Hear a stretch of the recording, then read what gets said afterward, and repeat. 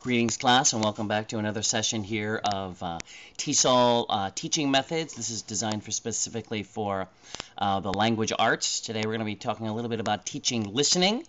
We're going to go into a little bit more detail and hopefully give some ideas for you. This segment of the book is really talking about a lot of practical things, although there is a little bit of research that is involved here. Let's just jump into the elements we're going to talk about here. First question is, why teach listening?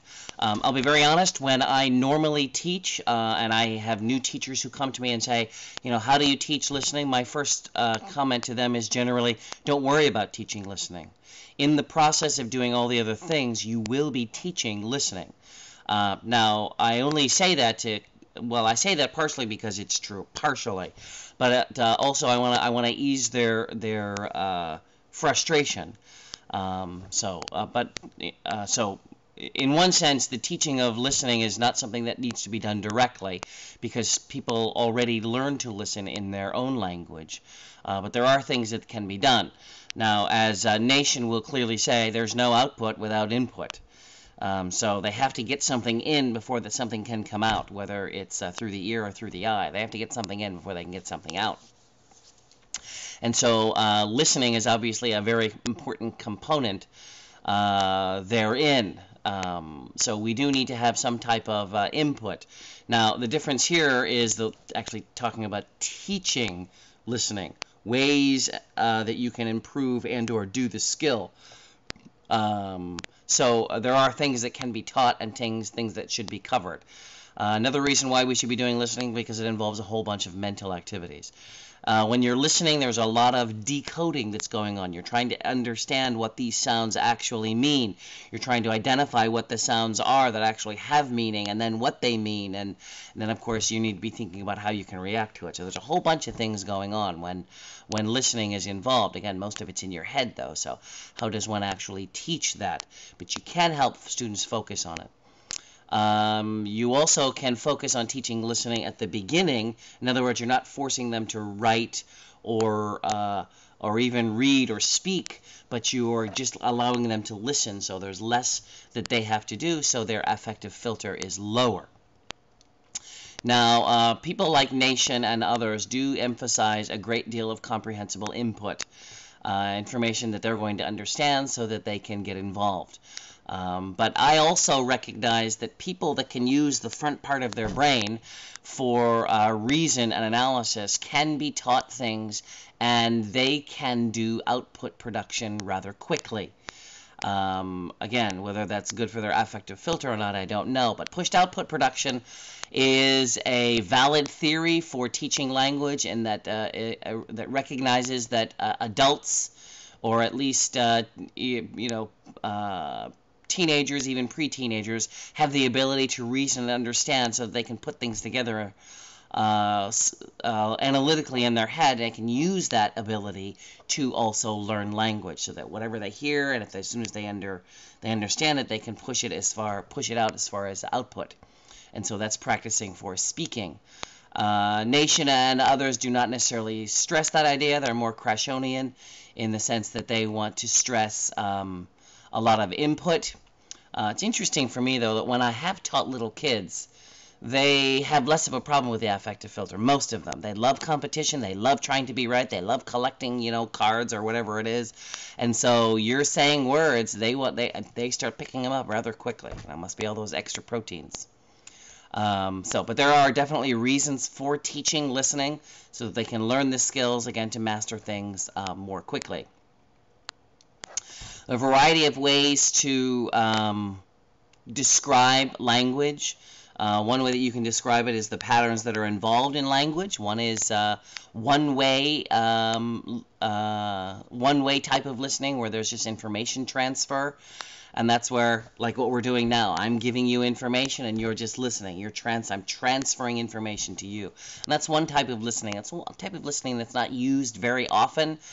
Even in the classrooms, there's a lot more two-way listening or interactional type of listening.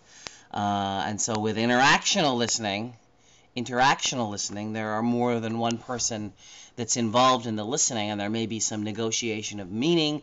There may even just be nonverbal type of action and reaction going on. But the two-way listening is going to be more useful because typically people, when they're listening to a live session in which they can interact. And there are a variety of listening processes. So we have top down, which looks at the more general type of idea, what's the greater meaning, and you can drill down into the smaller details if you want. And then there's the bottom up processing, where you are actually listening for those specific sounds, and you're listening for specific information, and you're actually trying to understand some of the things that are being uttered sound-wise, or pronunciation-wise, or sentence-wise, as you move up the chain. But there are different ways to approach the listening process. Good language learners are going to do both. Good language learners are going to begin probably at the top down, where they're looking for the big idea, the main idea. They're not really focused on language per se, but then they come across a word, a phrase, something that someone says, and they don't understand it, and all of a sudden they jump down to the bottom, and they're starting to look at the little pieces so they can try to fit it together to try to understand what's going on. Both are going to be good. Again, Crashonian types will probably only focus on the top-down, whereas the pushed-output production will focus on both. Some activities that Nation describes as far as meaning-focused listening activities. One that he mentions, that he says there are about 8 good ideas that come from this, one which is storytelling. You might have remembered when you were a little kid and you were in kindergarten or first grade, and there was always story time. Everybody sat down on their little mats, and the teacher came out and read a story or part of a story. And Nation thinks this is an excellent opportunity to get a whole bunch of benefit for second language learners. The first one being that learners are interested in what's going on in the story. Right? They're actually sitting there saying, "Oh, I want to hear this." And typically when you've got the little children and they're sitting down there, they're interested in hearing what the story is, as the teacher holds up the book and they're showing the pictures and trying to explain what the story is. So they're interested. The second one here is that they can understand what they're listening to, especially if the teacher selects appropriate materials, right? They're picking a story that doesn't have a lot of specialized vocabulary or specialized grammar, so that younger learners can understand what's going on. So that's number 3. The materials need to be at the appropriate level. Okay? And if it's at the appropriate level, then number 2 fits in here. They can understand what's going on. Number 4, again, as I just mentioned, very limited unfamiliar content. There is not a lot of low-frequency vocabulary or even upper-level high-frequency vocabulary or academic vocabulary, for example. There's some info, so it's limited in that sense. Number 5, Nation talks about the fact that the students are sitting and listening to the story. They're not trying to learn the grammar or the vocabulary, and so there's very little emphasis on language elements. There's very little focus on language components, and that's a good thing. Number 6, he mentions that there's a great possibility for interaction. Oftentimes when teachers are reading a text, they may ask a question. What do you think is going to happen next? Predicting.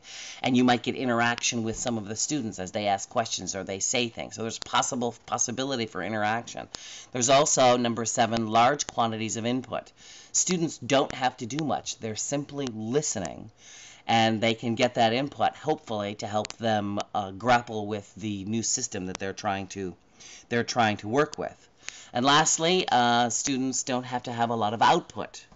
They can just sit and listen if they so desire. This is probably an activity that's done, every other day for 10 minutes type of thing. It's a listening activity. They can sit down and listen to what's being said. And that's a good listening activity. Again, one of the 6 that you may want to set up for a class that you have. Some other meaning-focused activities. One might be a close. I think I've mentioned this before, where I would have a song and I would hand out the song to them, or have it done on the computer where they'd have to fill in the missing words. And they're listening to the song and they're trying to hear what's going on, but they're also trying to fill in the words. Another example that I thought of, or actually Nation might have thought of, is picture ordering, where they have 5 or 6 pictures. And after they're listening to a dialogue or a monologue, they have to figure out what the order is for the pictures. Okay, it's a listening activity. 20 questions I've already mentioned to you before, where they have 20 questions to try to figure out what an item is. I've already mentioned the mystery story, where they have a mystery and they're trying to figure out what it is, and again, 20 questions is generally a yes or no type of practicing. Listen and draw, I've already talked about. Listen and order, I've talked about. Listen and do. Some neat activities that you can use that focus on listening with the student. The next one here is information transfer, and that's literally where one student has information and they have to transfer it onto another person. There were some functional notional textbooks that I remember using, where two people had 2 copies of a map, and neither of them had all the information that they needed on that map to understand or do what they were trying to do. And so they had to talk to one another. They weren't allowed to share their maps with each other. They had to talk to one another and find out where that information is. That was also a type of information transfer. My favorite information transfer activity was when I was teaching a class of about 50 students, all the same age, all different levels, and it was a very sad situation because there were so many students in the classroom with different levels. I was fortunate, however, to have a copy of an SRA kit. And if you know what an SRA kit is, it's a box, maybe, it's about this big, and it's got a whole bunch of stories, maybe 100 little stories in there at different levels. And I had the students come and pick out stories that they were interested in. And they picked out stories that were at their level. These were junior high kids, so they had basic grammar and very basic vocabulary. But they took the stories, they took them home, and I had them just read for them. And then we were supposed to come back, and I said, now, without reading, tell your story to somebody else. And they had to tell that story to somebody else. And they were so excited that they could actually do something that was actually practical. And when they were done, that person who heard that story had to turn around and tell that story to somebody else. So that there was a lot of information transfer going on based off of these little stories that they were doing. I would love to see more of these little stories that you can use to transfer information from one to the other. But it was a great activity. It was very motivating. It also helped them focus on fluency and helped them focus on the new vocabulary, because if they didn't know any of the new words, they had to look them up. So information transfer is an excellent opportunity to teach students and provide listening opportunities for them. More advanced levels, one of the activities that we can work with students on is note-taking. Note-taking involves at least 3 different areas. It involves decoding, it involves encoding, and it involves storing information. So if you're hearing a lecture or listening to a sermon or listening to a speech, you're listening, you have to understand what's going on. You're decoding. And after you understand what's being said, you need to turn around and write that down. That's encoding. And then you store that information in a notebook or something like that. Just an FYI, note-taking aids in recall, even if you don't ever study it again. Research indicates that those who take notes do a better job of remembering what was in the lecture. So I would have them take notes regardless. Now, for foreign students who are trying to learn language, this time pressure is not a good thing. And a lot of students get very frustrated because of the amount of work that they have to do encoding and decoding in this information. Now, Nation says if it's possible, take your notes in the pauses and listen everywhere else. I find that very difficult to see most students do, especially for teachers who talk an awful lot, like I'm doing in this little lecture here. But there are things that you can do. Now, one of the things you can do for encoding is not to literally take notes, but just to do like mind mapping or clustering as you go. I would typically just write sentence ideas where I'm just doing one right after the other, and I'll try to organize that later. You can also teach students to listen to the cohesive markers so that a student knows that this teacher is moving from one idea to the next idea so that they can keep what's going on. Other things that you can do is that if there is a checklist or there's an outline that's provided by the teacher, that they use those and make sure that they have them available and walk through them. This I would highly recommend, that if it's possible that you tape the classroom so that it'll help you learn language. Now there are some people, some schools, some teachers who are afraid to have things recorded because they don't want to see something end up on YouTube or the like.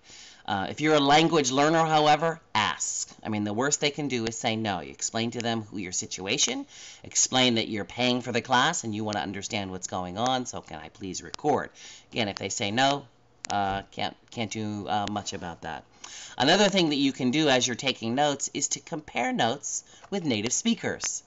So if you're trying to take notes, or your students are trying to take notes in a classroom, you can turn around and tell them, look, find other people in the class who are taking notes and ask if you can compare so that you can learn. It's a good opportunity. Now you, of course, as a teacher, you can turn around and do some of these in class as practice. So like we said in earlier sessions, you can teach it and then model it and then monitor what they're doing. Give them some scaffolding and let them do that. And then you can also practice with them going up and asking if they can record stuff for themselves. Nation lastly talks about some listening strategies. For example, there are some communication strategies like making predictions as to what you think may be coming next, to politely interrupt. You're listening to something and you're not understanding, and a communication strategy might be to raise your hand and to say, I'm not understanding, can you say that again, please, type of thing, so that you can get a better grapple on what's going on. There are also learning strategies to help you notice when things are going on, noticing what the other teachers or what the other students are doing, for example, helping students learn how to negotiate meaning, again, politely interrupting and asking questions, that type of thing, helping students to try to identify patterns in what they're listening so that they can try to better understand what's going on.